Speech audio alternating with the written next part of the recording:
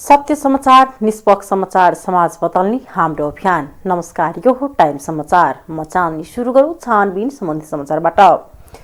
राष्ट्रिय सभा निर्वाचनको क्रममा बुधबार जनकपुरधाममा सीके राउत नेतृत्वको जनमत पार्टीले गरेको अराजक क्रियाकलाप घटनाको छानबिन गर्न मधेस सरकारले निर्देशन दिएको छ। सरकारका प्रवक्ता एवं अर्थमन्त्री शैलेन्द्र प्रसाद शाहले विज्ञप्ति जारी गर्दै घटनाको छानबिन र पीडितलाई क्षतिपूर्ति एवं दोषीलाई कारबाही गर्न सम्बन्धित निकायलाई निर्देशन दिएका हुन्।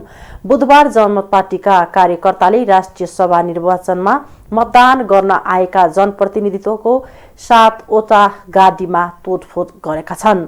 आक्रमणबाट प्रदेश सांसद अशोक यादव, जलेश्वर अस्पतालका medical superintendent doctor Satish Kumar Shah, हरिवनका मेयर गणेश परसाई र उपप्रमुख रेणुका पौडेल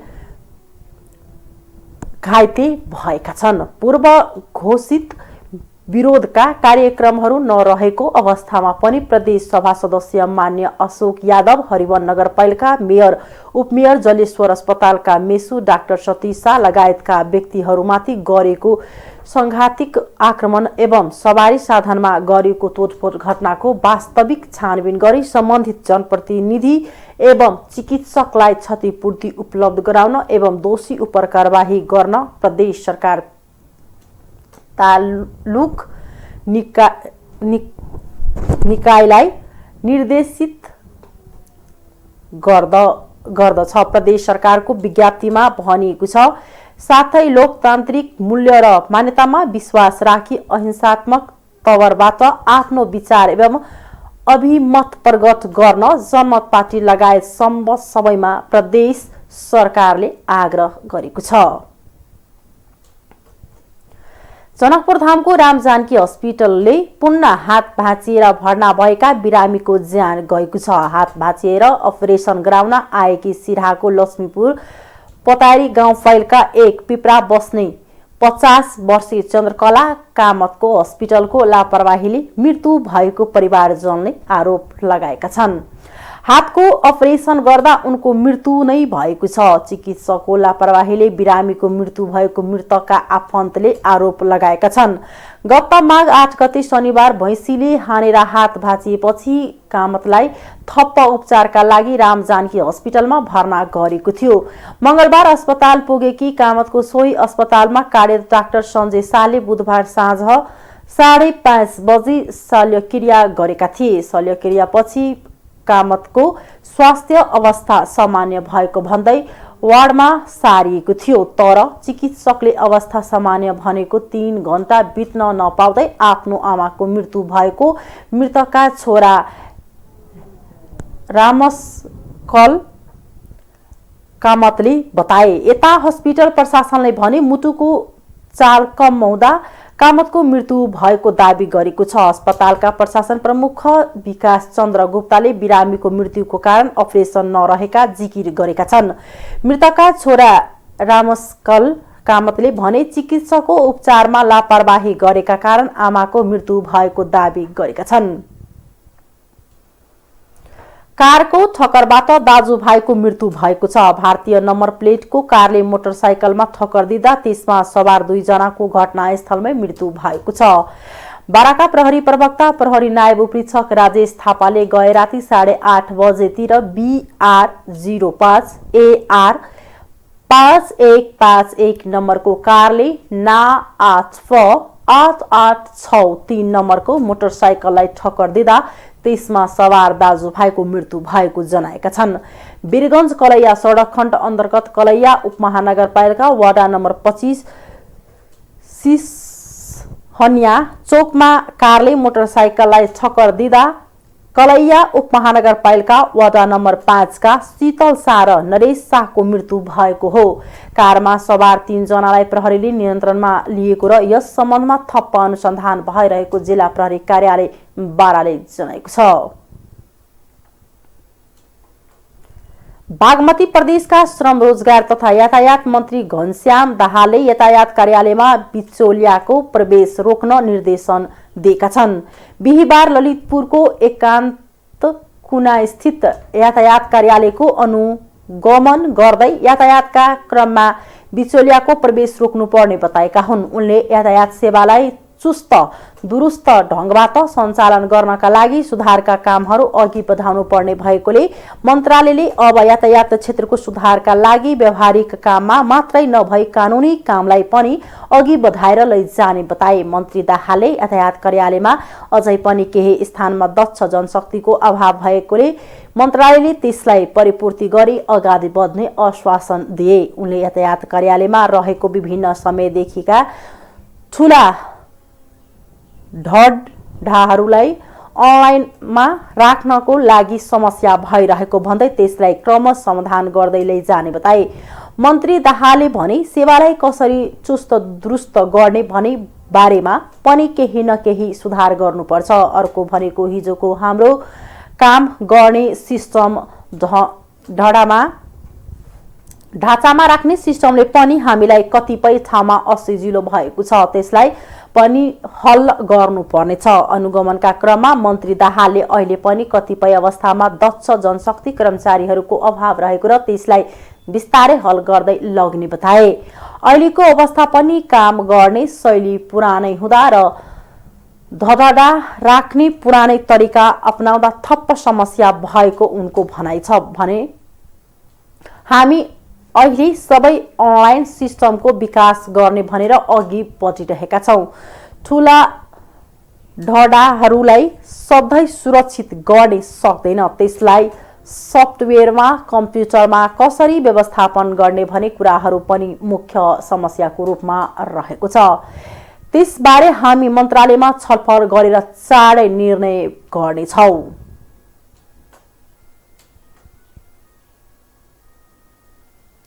नेपाली कांग्रेसका सभापति शेरबहादुर देउवाले केन्द्रीय कार्य समिति बैठक बोलाएका छन्। बैठक सोमबार बस्ने तयारी भएको सभापति देउवाको सचिवालयले जनाएको छ।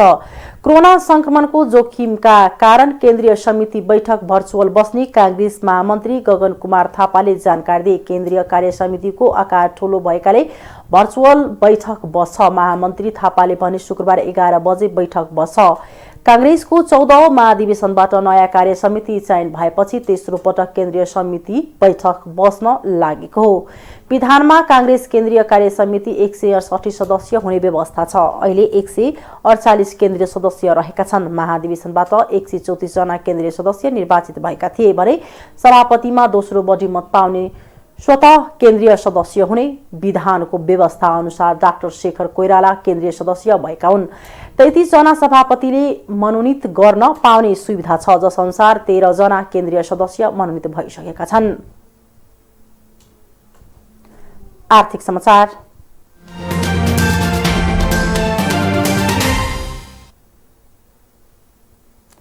तराईका भूभाग मात्रै समेटेर बनाएको मध्य प्रदेशमा ठूला जलविद्युतीय आयोजना बनाउने सम्भावना छैन। तर जलविद्युतीय आयोजना नहुँदैमा यो प्रदेशको समृद्धि भने रोक्ने छैन। मध्य प्रदेश केन्द्रीय 2वटा बहुउद्देश्य सिंचाई आयोजनाको निर्माणले यो क्षेत्रको आर्थिक समृद्धिको ढोका खोल्न सक्ने देखिन्छ। एउटा आयोजनाबाट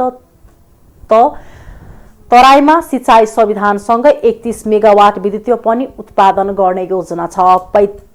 25 अर्ब रुपैयाँ लागत अनुमान गरिएको प्रस्तावित ग्राउन्ड वाटर सिंचाई आयोजनाले सर्लाही र रौतहटका विपन्न र सुक्खा गाउँहरूमा सिंचाई सुविधा पुर्याउनेछ। धेरै ट्युबवेल गाडेर जमिन मुनिको पानीलाई सिंचाईको रूपमा प्रयोग गर्ने यो नेपालकै ठूलो सिंचाई योजना मध्ये एक हो। जलस्रोत तथा सिंचाई विभागका महानिर्देशक कृष्ण प्रसाद नेपालका अनुसार यो प्रोजेक्टको तयारीका लागि एसियाली विकास बैंक एडीबी ले प्रारम्भिक सहयोग गरिरहेको छ। यो परियोजनाको पाइलट प्रोजेक्ट निर्माणको लागि बैंकले 5 लाख अमेरिकी डलर बराबरको प्राविधिक सहायता दिएको छ। नेपालका अनुसार हाल यो पाइलट प्रोजेक्टको निर्माण लगभग सकिएर वितरण प्रणाली निर्माणको काम मात्रै बाँकी रहेको छ। पाइलट प्रोजेक्ट सफल भएसँगै यो प्रोजेक्ट निर्माण गर्न एडीबी तयार भएको विभागलाई जानकारी दिइसकेको छ। यो पाइलट प्रोजेक्ट सकेपछि परियोजना निर्माणमा एडीबीले ऋण सहयोग गर्ने इच्छा देखाएको छ। उनले अभियानसँग भने छिटै निर्माण सम्झौता गर्ने अन्तिम तयारी पनि भइरहेको छ। यो परियोजना अन्तर्गत रौतहट र सर्लाहीमा 500 वटा ट्युबवेल गाडिने छ, जसबाट 40,000 हेक्टर जमिनमा सिँचाइ सुविधा पुर्याउने लक्ष्य रहेको छ। यसबाट करिब 2 लाख बढी किसानले प्रत्यक्ष सिँचाइ सुविधा पाउने भएका छन्। यो प्रविधिबाट ठूला सिँचाइ आयोजना निर्माण गर्नु नेपालको लागि नयाँ भएकोले अध्ययन अझै बाँकी रहेको पनि उनले बताए। हाल पाइलट प्रोजेक्टको रूपमा परीक्षण भइरहेको एउटा ट्युबवेलले प्रति सेकेन्ड 40 लिटर पानी लिफ्टिङ गरिरहेको छ। पाइलट प्रोजेक्ट आगामी 3 महिनाभित्रै सक्ने योजना रहेको नेपालले बताए। चालू आर्थिक वर्षको पहिलो 6 महिनामा स्वदेशी र विदेशी गरी 154 वटा उद्योग दर्ता भएका छन्। उद्योग विभागका अनुसार गएको आर्थिक वर्षको 6 महिनामा 103 वटा उद्योग दर्ता भएकोमा यो वर्ष श्रावणदेखि पुससम्म 51 वटाले बढेर 154 वटा पुगेका छन्, जसमध्ये 45 वटा ठूला, 57 वटा मझौला र 52 वटा साना उद्योग रहेका छन्। यी उद्योगमा 1 खर्ब 86 अर्ब रुपैयाँ लगानी प्रस्ताव गरेको छ। यसमध्ये 30 अर्ब 56 करोड रुपैयाँ विदेशी लगानीको प्रस्ताव हो भने बाँकी स्वदेशी रहेको छ। गएको आर्थिक वर्षको पहिलो 6 महिनामा जम्मा 72 अर्ब 62 करोड रुपैयाँ प्रस्तावित लगानीका उद्योग दर्ता भएका थिए। श्रावणदेखि मङ्सिरसम्म दर्ता भएका 154 वटा उद्योगले 13,748 जनालाई रोजगारी दिने बताएका छन्। नेपालमा अहिलेसम्म उद्योगमा 24 खर्ब 70 अर्ब रुपैयाँ लगानीका उद्योग तथा दर्ता भएका र यी उद्योगबाट 6,42,543 जनाले रोजगारी पाउने अनुमान गरेको छ। सरकारले 15 करोड रुपैयाँसम्म स्थिर पुँजी भएका उद्योगलाई, साना उद्योग 15 देखि 50 करोड रुपैयाँसम्म पुँजी भएकालाई मझौला र 50 करोड रुपैयाँ भन्दा धेरै लगानी भएका उद्योगीलाई ठूला उद्योग भनेर परिभाषित गरेको छ। अन्तर्राष्ट्रिय समाचार।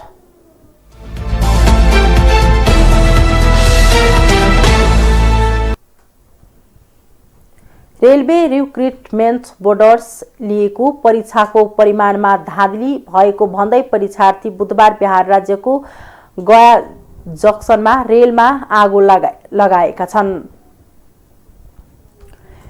स्थिति नियन्त्रणमा लिन प्रहरीले बल प्रयोग गर्नु परेको थियो। विद्यार्थीले प्रहरीमाथि पनि ढुङ्गा हानेका छन्। वार्डमा राखिएको रेलको बोगीमा आगो लगाएको एक प्रहरी अधिकारीले बताए। आगो निभाउन दमकल बोलाउनु परेको थियो। यसबाहेक रेलमा ढुङ्गा हानेको खबर पनि आएको छ।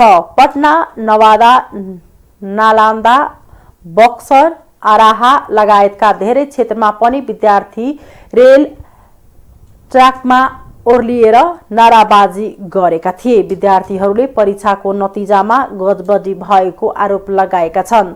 मंगलबार पनि विद्यार्थीले धेरै ठाउँमा रेल रोकेका थिए। रेल मन्त्रालयले रेलवेका दुवै परीक्षा तत्कालका लागि स्थगित गरेको छ। रेल मन्त्रालयले परीक्षामा उत्तीर्ण र अनुत्तीर्ण विद्यार्थीको सुनवाई गर्न समिति गठन गरेको छ। समितिले आफ्नो प्रतिवेदन रेल मन्त्रालयलाई बुझाउनेछ। त्यसपछि रेल मन्त्रालयले थप निर्णय गर्नेछ। विद्यार्थीको आन्दोलनलाई ध्यानमा राख्दै अहिले रेल मन्त्रालयले रेलवेको परीक्षामा रोक लगाएको छ। रेल मन्त्री अश्विनी वैष्णवले भने सर्ट लिस्टमा परेका पीडित नहुन् जसको गुनासो छ उनीहरूलाई पनि सम्बोधन गर्नुपर्छ। परीक्षार्थीलाई आफ्ना माग औपचारिक रूपमा पेश गर्न आग्रह गरेको छ। अफगानिस्तानको काबुलबाट गएको हप्ता 2 महिला अधिकारकर्मी बेपत्ता भएको विषयमा तालिबानले आफ्नो भनाइ राखेको छ। अन्तर्राष्ट्रिय स्तरमा तालिबानले नै महिला अधिकार कर्मीलाई बेपत्ता पारेको आरोपको खण्डन गर्दै तालिबानले आफूले कुनै पनि महिलालाई अपहरण नगरेको प्रश्न पारेको छ। अफगानिस्तानका सूचना तथा सांस्कृतिक मामिला मन्त्री जबिहलाल मुजाहिदले महिला हननको आरोप आधारहीन भएको बताउनु भएको बीबीसीले जनाएको छ। अफगानिस्तानका महिला अधिकार कर्मीले यसै हप्ता नर्वेको राजधानी ओस्लोमा तालिबानको राजनीतिक प्रतिनिधि मण्डलसँग भेटघाट गरेको थियो। अधिकार कर्मीले अफगानिस्तानमा महिला सुरक्षा कायम गर्न समेत अपील गरेका थियो। अफगानिस्तानमा तालिबान सत्तामा आएपछि महिला अधिकार हननको विषयलाई लिएर अन्तर्राष्ट्रिय स्तरमा आलोचना खेपिरहेको छ। अमेरिकाले युक्रेनलाई उत्तर एटलान्टिक सन्धि संगठन नाटोको सदस्य बन्न रोक लगाउनु पर्ने रुसको मागलाई अस्वीकार गरेको छ। अमेरिकी विदेश मन्त्री एन्टोनी ब्लिङ्कनले युक्रेन सङ्कट समाधानका लागि रुसले अघि सारेका मागको औपचारिक रूपमा जवाब दिँदै अमेरिकी अचार प्रस्तुत गर्नु भएको हो। एन्टोनी ब्लिङ्कनले सङ्कट समाधानका लागि गम्भीर कूटनीतिक प्रक्रिया अगाडि बढाउने प्रस्ताव राख्नु भएको छ। उहाँले रुसले यो प्रस्तावलाई रोज्नु पर्नेमा समेत जोड दिनु भएको छ। तर रुसका एक मन्त्रीले नाटोसँगको समन्वय आएको ब्लिङ्कनको प्रतिक्रिया बारे आफ्नो देशले अध्ययन गर्ने बताएको बीबीसीले जनाएको छ। यसअघि रुसले नाटो सैन्य गठबन्धन विस्तार र सुरक्षा मामिलाबारे आफ्नो चासो र चिन्ताको लिखित सूची निकालेको थियो। त्यसमा युक्रेन उत्तर एटलान्टिक सन्धि संगठन नाटोको सदस्य बने, आफ्नो देशको सीमा क्षेत्रमा सैन्य गतिविधि बढ्ने र त्यसले राष्ट्रिय सुरक्षामाथि खतरा उत्पन्न हुने उल्लेख छ।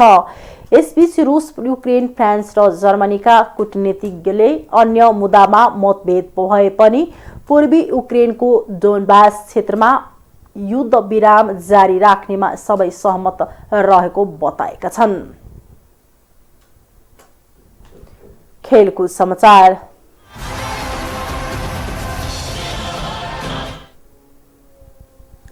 आहारा गोल्ड कपको दोस्रो सेमिफाइनल खेलमा आज मनाङ मस्याङदी र त्रिभुवन आर्मी भिड्दैछन्। पोखरा रङशालामा दिउँसो 2:30 बजे हुन लागेको खेलमा फाइनल प्रवेशका लागि मनाङ र आर्मी खेल्न लागेका हुन्। मनाङले नेपाल पुलिस क्लबलाई 2-0 गोलले पराजित गर्दै सेमिफाइनलको टिकट काटेको हो भने आर्मीले 3 स्टारलाई 1-0 गोलले हराएको थियो। हिजो भएको पहिलो सेमिफाइनल खेलमा मछिन्द्र क्लबलाई पराजित गर्दै एफएफले फाइनलमा स्थान बनाइसकेको छ। उसले ए डिभिजन लिगको लिडर मछिन्द्रलाई 3-1 गोलको पराजित गरेको हो। यसैबीच सेमिफाइनलको दोस्रो खेलमा आयोजकले दर्शकहरूलाई प्रवेशको अनुमति दिएको छ। सहारा क्लबका अनुसार प्रवेशका लागि खोप कार्ड अनिवार्य हुनुपर्नेछ। त्यस्तै मास्क लगायत स्वास्थ्यका मापदण्ड पालना गरेको हुनुपर्नेछ। हस्, अहिलेको लागि टाइम समाचार यति नै। हेर्दै गर्नुहोला टाइम्स टेलिभिजन। नमस्कार।